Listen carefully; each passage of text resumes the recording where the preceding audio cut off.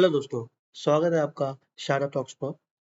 Part one में हमने देखा कि आयशा मोटर्स का income statement, balance sheet, cash flow, ratio analysis और कॉमन साइज स्टेटमेंट। अगर आपने पार्ट वन नहीं देखा तो पहले वो जाके देखिए, लिंक मैंने डिस्क्रिप्शन में दे दिया है। आज पार्ट टू में हम जाएंगे एडवांस एनालिसिस में, जैसे कि FCFF, WACC, DCF valuation, scenario analysis, Altman Z score, PTOS के स्कोर, डुपॉन्ट एनालिसिस और ROIC।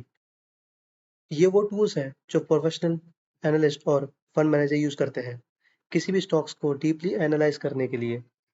आज हम ये सब आयशा मोटर्स पर अप्लाई करेंगे लाइव, और वीडियो के एंड में मैं बताऊंगा कि इन सब मैट्रिक्स के बेसिस पर आयशा मोटर्स फंडामेंटली स्ट्रांग है या नहीं। तो चलिए शुरू करते हैं। हेलो, तो हम अपनी स्क्रीन पर आ चुके हैं। तो सबसे पहले आप देख सकते हैं फोरकास्टिंग। लास्ट हमने कॉमन साइज स्टेटमेंट में छोड़ा था, और यहाँ पे आप देख सकते हैं FCFF, free cash flow to firm. FCF वो एक्चुअल कैश है जो कंपनी अपने पूरे बिजनेस से जनरेट करती है, जैसे कि इक्विटी और डेब्ट दोनों शेयर होल्डर्स के लिए, आफ्टर सारी ऑपरेटिंग एक्सपेंसेस और इन्वेस्टमेंट हटा के। पहले मैं ये बता दूं आपको कि एक होता है FCFF और दूसरा होता है FCF, free cash flow to firm, और दूसरा फ्री कैश फ्लो। अब इन दोनों में फ़र्क क्या होता है? सिंपल FCF जो होता है वो ऑपरेटिंग कैश फ्लो में से कैपेक्स, कैपिटल एक्सपेंडिचर, माइनस कर दिया जाता है। ये सिर्फ इक्विटी होल्डर्स के लिए होता है। और FCFF, इसमें आपका ऑपरेटिंग प्रॉफिट आफ्टर टैक्स, जिसमें डेप्रिसिएशन ऐड कराया जाता है, minus change in working capital और माइनस कैपेक्स। ये फर्म के लिए होता है, डेब्ट होल्डर्स को भी इंक्लूड करता है। आयशा मोटर्स का FCFF देखो, कंसिस्टेंटली पॉजिटिव और ग्रोइंग है। ये एक हेल्दी साइन होता है। FCFF पॉजिटिव होना मतलब कंपनी अपनी ऑपरेशन से जेन्युइन कैश बना रही है। FCFF ग्रोइंग होना मतलब बिजनेस एक्सपेंड हो रहा है और साथ में कैश भी जनरेट हो रहा है। आप एक चीज नोटिस करिएगा, आयशा मोटर्स का FCFF उनके पैड से भी ज्यादा है कुछ ईयर्स में। ये इसलिए है क्योंकि डेप्रिसिएशन एड बैक होता है और वर्किंग कैपिटल मैनेजमेंट एफिशिएंट है। अब आते हैं हम WACC पर। WACC एक रेट है, वो मिनिमम रेट ऑफ रिटर्न जो कंपनी को अपने इन्वेस्टर्स के लिए अर्न करनी चाहिए, इक्विटी इन्वेस्टर्स और डेट इन्वेस्टर दोनों के लिए। इसको डिस्काउंट रेट भी कहते हैं, क्योंकि DCF में फ्यूचर कैश फ्लो को इसी रेट से डिस्काउंट करके आज की वैल्यू निकालते हैं। इसके 3 कंपोनेंट्स हैं। पहला है cost of equity, share holders को कितना रिटर्न चाहिए अपने इन्वेस्टमेंट पर, ये CAPM मॉडल से कैलकुलेट होता है। कॉस्ट ऑफ इक्विटी बस होता है risk free rate plus beta multiplied by market return minus risk free rate.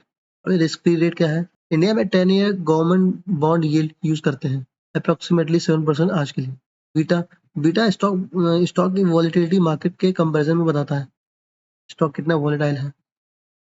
Ayesha Motors का बीटा जो है 0.8 से लेके 1.0 की रेंज में है।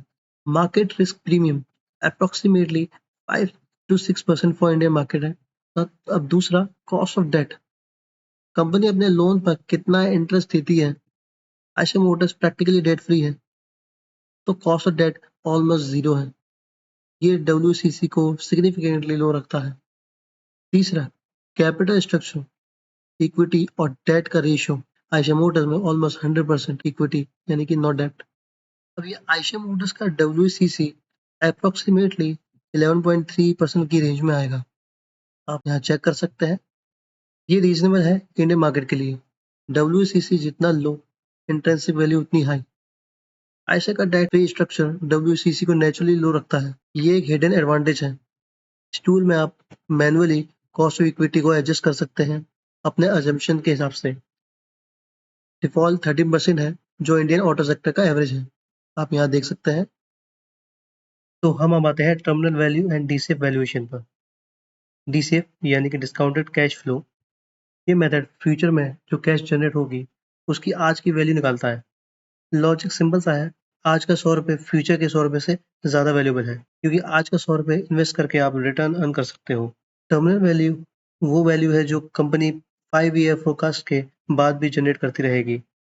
हम अज्यूम करके करते हैं कि वो एक स्टडी रेट पर हमेशा के लिए ग्रो करती रहेगी। यहाँ ये देख सकते हैं परपेचुअल ग्रोथ रेट जो कि 4% पे डिफ़ॉल्ट सेटिंग है। इंडिया का long term nominal GDP growth 6 to 7% होता है, तो हम उससे नीचे रख रहे हैं क्योंकि कोई भी कंपनी इकोनॉमी से तेज़ फॉरएवर ग्रो नहीं कर सकती। तो इसलिए बाय डिफ़ॉल्ट यहाँ पे आपको 4 दिखेगा।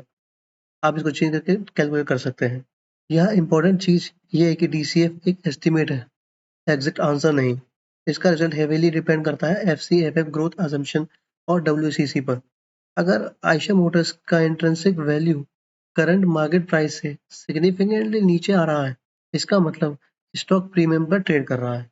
ये गलत नहीं है। क्वालिटी कंपनीज को मार्केट प्रीमियम देता है, लेकिन एंट्री पॉइंट मैटर करता है। अब हम आते हैं अपने नेक्स्ट एनालिसिस पे, जिसका नाम है सिनेरियो एनालिसिस। फ्यूचर अनसर्टेन होता है, इसलिए सिर्फ एक अजम्पशन पर रिलाई करना रिस्की है। सिनेरियो एनालिसिस 3 पॉसिबिलिटीज एक्सप्लोर करता है। बियर केस आपका पेसिमिस्टिक होता है, क्या होगा अगर रॉयल एनफील्ड की सेल्स स्लो हो जाए, एंटरप्राइज वैल्यू इंटरसेप्शन हो और इकोनॉमी स्लो डाउन हो। इस केस में ग्रोथ रेट कम होगी और इंट्रिंसिक वैल्यू भी कम होगी। अब आता है base case, realistic trajectory continue जो होती है, मॉडरेट ग्रोथ जिसको कहते हैं, ये मोस्ट लाइकली सिनेरियो है। तीसरा आता है हमारा बुल केस जो ऑप्टिमिस्टिक है, क्या होगा अगर ग्लोबल एक्सपेंशन एक्सेलरेट हो जाए, प्रीमियम सेगमेंट में मार्केट शेयर बढ़े, न्यू मॉडल्स हिट हो जाए, high growth high intrinsic value हमेशा होती है। याद रखें ये सिर्फ एक टूल का आउटपुट है, फाइनल डिसीजन आपका ही होगा। अब आते हैं हम अपने नेक्स्ट एनालिसिस पर, जिसका नाम है Altman Z score. Altman Z score एक बैंक्रप्सी प्रेडिक्शन मॉडल है। ये फाइव फाइनेंशियल रेशियोज को कंबाइन करता है एक सिंगल स्कोर में। अगर 2.99 से अबव हो तो ये सेफ जोन है, लो बैंक्रप्सी रिस्क। अगर 1.81 से लेकर 2.9 के बीच में हो तो वो ग्रे लिस्ट में आ जाता है, और अगर ये 1.81 के है तो ये डिस्ट्रेस जोन में है, यानी कि high bankruptcy risk. Eicher Motors का जेड स्कोर देखो, सेफ जोन में ही है ये। डेट फ्री कंपनी है, स्ट्रॉन्ग अर्निंग्स है, ग्रोइंग रेवेन्यू है। जेड को यूज करो स्पेशली जब कोई हैवीली इंडेक्स कंपनी हो, वहाँ ये मैट्रिक लाइफ सेविंग होता है। आयशा जैसे डेट फ्री कंपनीज में ये कंफर्मेशन देता है कंपनी एक फाइनेंशियली रॉक सॉलिड है। और अब यहाँ पे आप आरओआईसी को चेक कर सकते हैं। लेटेस्ट आरओआईसी 11.64, एवरेज अराउंड चल रही है 14.75 और रेटिंग इसकी फेयर आ रही है। आप सारे नंबर्स यहाँ पे चेक कर सकते हैं। और हम बढ़ेंगे प्योर की एफ स्कोर। प्रोनाउंसिएशन थोड़ा सा अजीब है। और ये स्कोर एक 9 पॉइंट स्कोरिंग सिस्टम है। इसके 9 सिग्नल्स होते हैं, 3-3 कैटेगरीज में। प्रॉफिटेबिलिटी के 4 होते हैं, ठीक है, जिसमें आरओआई पॉजिटिव है या नहीं, आरओआई इंप्रूविंग है नहीं, ऑपरेटिंग कैश फ्लो पॉजिटिव है या नहीं, लेवरेज और लिक्विडिटी भी होता है जिसके 3 सिग्नल होते हैं, long term debt ratio improving है कि नहीं, करंट रेशियो और new share issue. Total line यहाँ पे चेक कर सकते हैं। हर एक सिग्नल के लिए 1 पॉइंट मिलता है। अगर कंडीशन सेटिस्फाई होती है तो आरओए में यहाँ पे पास है, इसमें पास है, इसमें फेल कर गया, तब आप चेक कर सकते हैं। स्कोर का ये जो इंटरप्रिटेशन है वो 8 से लेकर 8 और 9 है तो स्ट्रॉन्ग बाय है, और 5 टू 7 के बीच में तो न्यूट्रल है, आप उसको होल्ड कर सकते हैं। हाँ, अगर 0 से 4 के बीच में है तो ये वीक है, तो उसको अवॉइड कर सकते हैं आप। एफ स्कोर पावरफुल है क्योंकि ये एक नंबर में 4 डिफरेंट एस्पेक्ट्स कैप्चर करता है। आपको मैनुअली सब चेक नहीं करना पड़ता। अब हम आते हैं डुपॉन्ट आरओई डिकम्पोजिशन पर।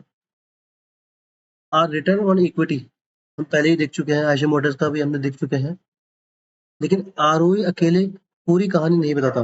डुपॉन्ट एनालिसिस आरओई को 3 कंपोनेंट्स में तोड़ता है और बताता है कि आरओई कहाँ से आ रही है। पहला, नेट प्रॉफिट मार्जिन, कंपनी कितना एफिशिएंट है रेवेन्यू को प्रॉफिट में कन्वर्ट करने में। दूसरा, एसेट टर्नओवर, कंपनी कितना एफिशिएंट है एसेट यूज करने में और रेवेन्यू जनरेट करने में, revenue divide by total assets. और तीसरा, equity multiplier, assets divide by equity, ये लेवरेज दिखाता है। डेट कितना है, आयशा का इक्विटी मल्टीप्लायर लो है क्योंकि डेट फ्री है। लो मल्टीप्लायर एक्चुअल गुड है यहाँ पे, मतलब आरओई जेन्युइनली अर्न है। अगर आरओई हाई है लेकिन इक्विटी मल्टीप्लायर लो है, मतलब ये आरओई प्योर प्रॉफिटेबिलिटी और ऑपरेशनल एफिशिएंसी से आ रही है, डेट लेवरेज से नहीं। ये सस्टेनेबल और क्वालिटी आरओई है। कंपेयर करो एक हाइपोथेटिकल कंपनी से जहां आरओई हाई है लेकिन इक्विटी मल्टीप्लायर भी हाई है। वो आरओई डेट ड्रिवन है, यानी कि रिस्की है। आयशा के मामले में आरओई, एक्चुअल आरओई और डुपॉन्ट आरओई दोनों सेम है। तो दोस्तों, आयशा मोटर्स का कंप्लीट फाइनेंशियल एनालिसिस किया हमने आज। हमने देखा है एफसीएफएफ पॉजिटिव और ग्रोइंग है, real cash generation excellent, WCC low है, debt free structure. DCF valuation, stock premium पर ट्रेड कर रहा है मार्केट प्राइस पर, क्वालिटी कंपनी को प्रीमियम मिलता है। Scenario analysis, Altman Z score, safe zone है क्लियरली, और आता है प्योर ट्रस्ट की एफ स्कोर जो कि स्ट्रॉन्ग है। Multiple financial strength signal green है। DuPont analysis, ROI genuinely earn है, प्रॉफिटेबिलिटी से, डेट से नहीं। ROIC WAC से अबव है। Valuation creation confirm. अब मैं सीधा बात करता हूँ। आयशा मोटर फंडामेंटली की अच्छी कंपनी है, डेट फ्री है, हाई मार्जिन है, स्ट्रॉन्ग ब्रांड है, कंसिस्टेंट है, वैल्यू क्रिएटिंग ROIC, ये सब क्वालिटी एक साथ रेयर है।